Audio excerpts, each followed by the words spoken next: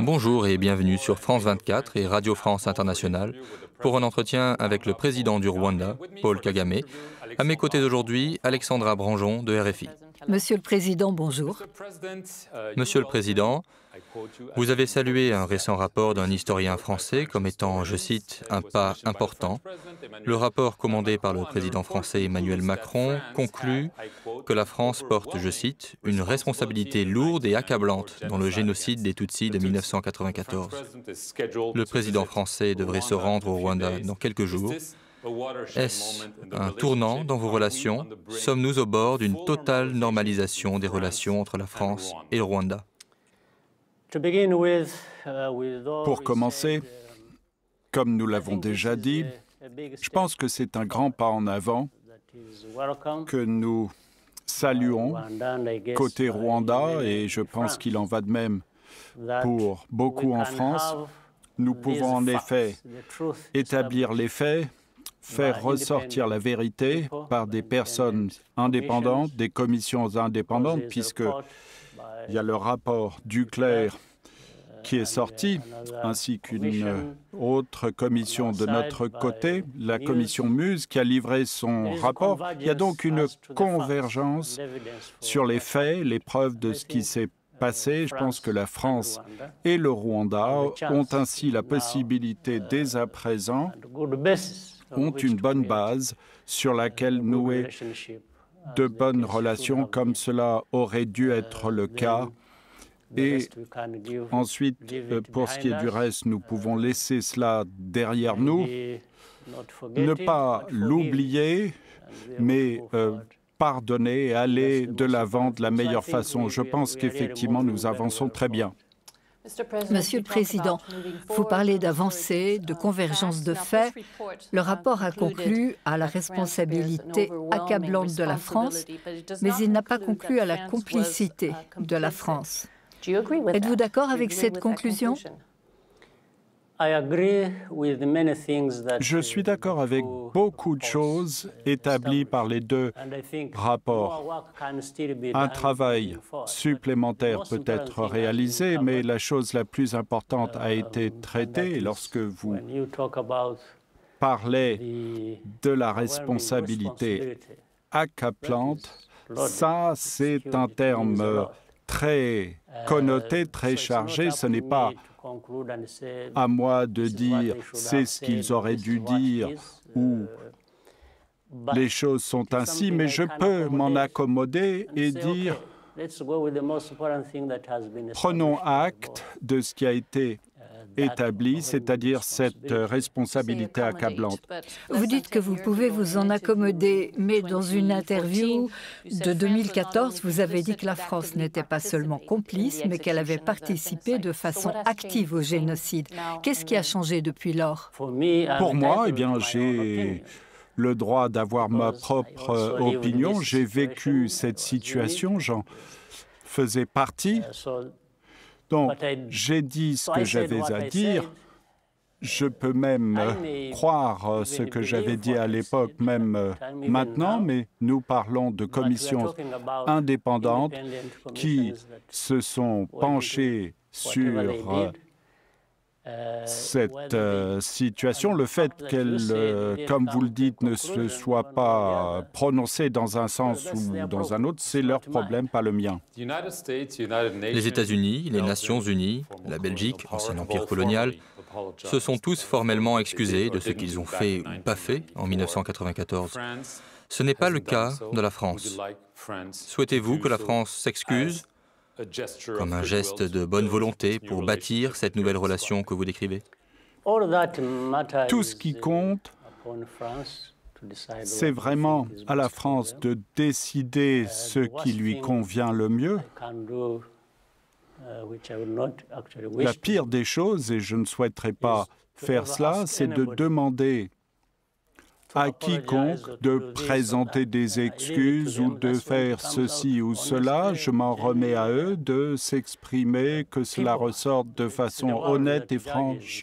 C'est au monde de juger, pas moi. Mais ce serait un geste important. Je comprends que vous n'allez pas le demander, mais si ça devait se passer, vous le considériez comme important. Je pense que oui.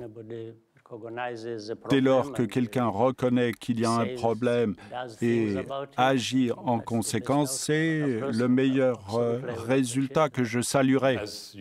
Comme vous auriez apprécié le fait qu'un ambassadeur français aille au Rwanda après des années sans que ce soit le cas? Oui, tout à fait. Nous sommes dans un processus de normalisation. Vous pensez que ce sera le cas bientôt? Je le souhaite, mais c'est à la France d'en décider. Il y a quelques mois, la France a arrêté Félicien Kabuga. Il était, pour ainsi dire, le financier du génocide. D'après vous, est-ce un signal qui montre que la France est enfin réellement prête à poursuivre les génocidaires sur son sol? Eh bien, je pense que c'est un bon début. On peut sans doute faire davantage. Et donc, mon point de vue, c'est d'encourager que les bonnes choses continuent à se produire dès lors que la France est disposée à le faire.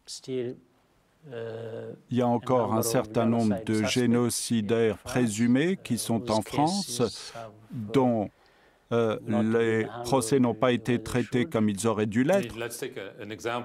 Prenons un exemple. Agatha Habyarimana,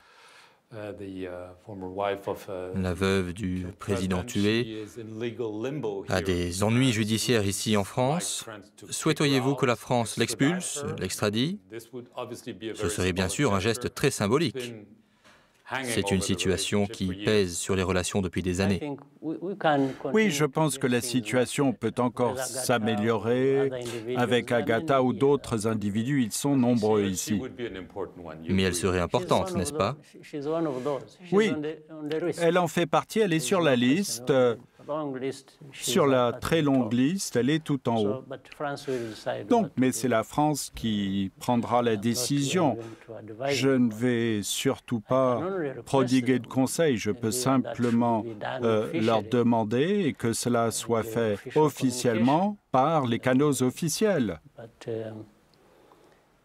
Mais je ne cherche nullement à leur dire quoi faire. Je peux simplement émettre la demande. Toujours à propos de justice et de responsabilité, le mois dernier, Denis Mukwege, prix Nobel de la paix congolais, était à Paris. Il a demandé à la France d'aider à ce que justice soit faite contre les responsables des crimes commis à l'est de la RDC. Certains sont le fait de soldats de la région, de pays voisins, selon des experts des Nations Unies. Seriez-vous d'accord pour que des officiers rwandais soient poursuivis pour des crimes commis en RDC suite au génocide?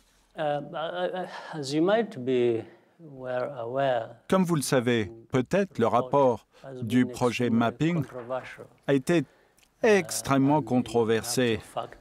Et en réalité, il est hautement contesté par les gens, que ce soit en RDC ou dans les pays voisins.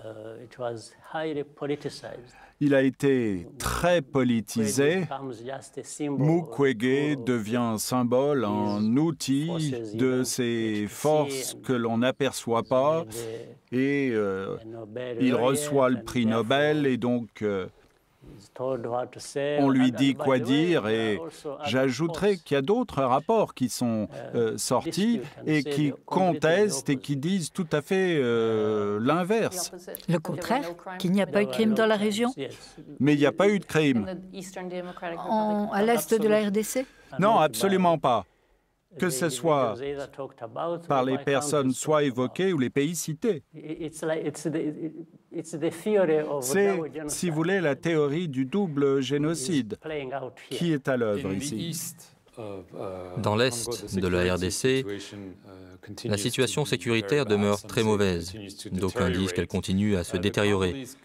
Le gouvernement congolais a décrété un état de siège dans 2 zones, Ituri et Nord Kivu, pour 30 jours, peut-être plus. Est-ce une bonne mesure? La soutenez-vous? L'état d'urgence, à mes yeux, c'était un peu comme si on disait il y a un énorme problème ici, prenons des mesures qui vont nous donner une bonne base pour traiter les choses.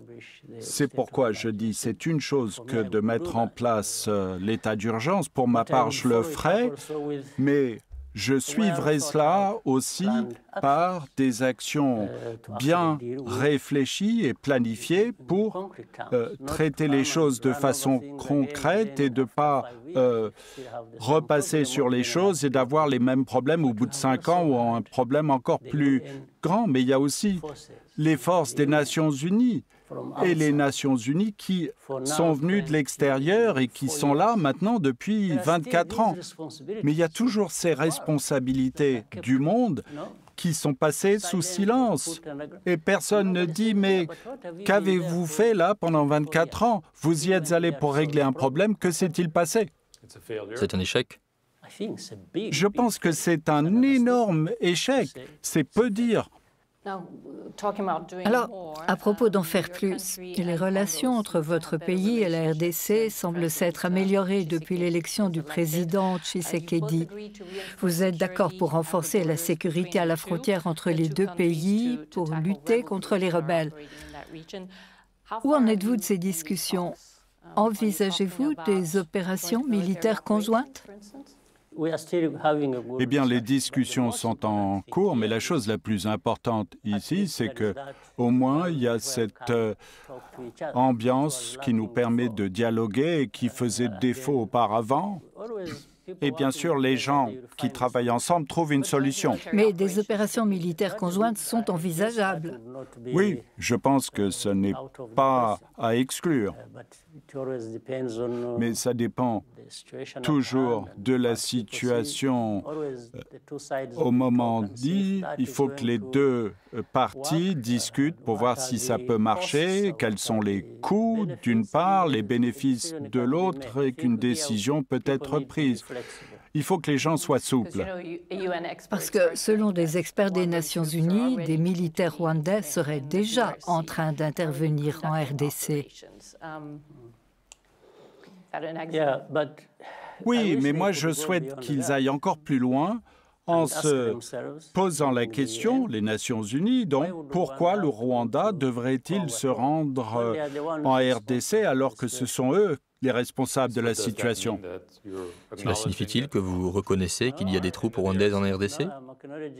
Non, non, je ne reconnais pas ça du tout. C'est peut-être un échec. Leur échec. En RDC, un échec total. Donc y a-t-il des troupes rwandaises en RDC en ce moment même? Non, si nous y étions, nous ne serions pas en échec. Ça, je puis vous assurer que l'on n'échouerait pas à régler le problème. Alors, pour en revenir aux affaires intérieures du Rwanda, Paul Rusesabagina, le héros du film Hotel Rwanda, est en cours de jugement à Kigali.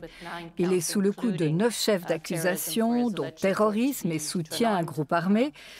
Il dit n'avoir jamais encouragé la violence.